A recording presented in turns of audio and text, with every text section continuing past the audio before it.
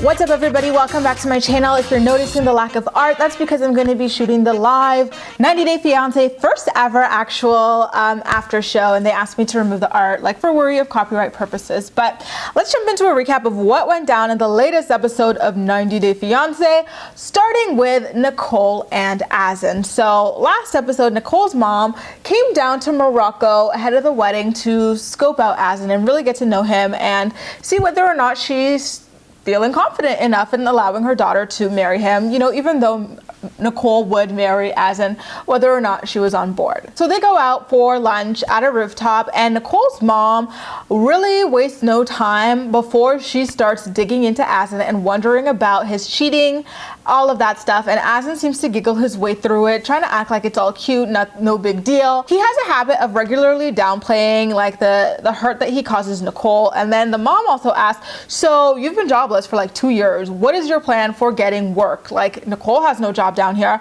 and she's also got her daughter with her here too. So what is the plan for you guys in terms of making money? What's the point of getting married if you're not making money?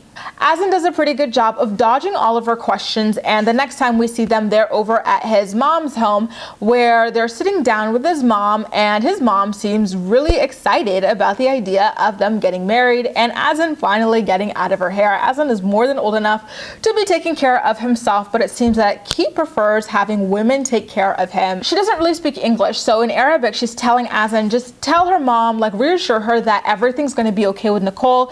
She doesn't have to be worried about a single thing, like we've all got her. And Nicole's mom doesn't exactly buy it. She's like, I'm not exactly ready to give my blessings quite yet. Just when we thought these two could finally get married, they go to the equivalent of Marrakesh's like city hall to go over their documents ahead of the wedding that they need in order to get married, and everything seems to be going just fine until they get to this one document that Nicole doesn't have the original copy of that they really need. Like, she had photocopies of a couple of different like seemingly quite important documents, like I think her driver's license or like her health card or something that included her face. And then it turns out that she didn't have an original copy of her police record, and they needed that in order to get married, and so the wedding is off until they can get that. At first, I don't know how I felt about this. Let me say, on one hand, I was like, I could see why she would just bring a copy and not realize that an original was so important, because it's not like it's like a birth certificate or this or that, like that the average person would fake or whatever. But then from another perspective, it's like, Nicole, your police record is not like a birth certificate or a passport or something. You need a passport, forget that. But like a birth certificate or something where you would be worried about bringing it around for fear of it getting lost or damaged in transit. Like, you can always get another one. I'm not sure that people could steal your identity based off that. So why wouldn't you just bring the original?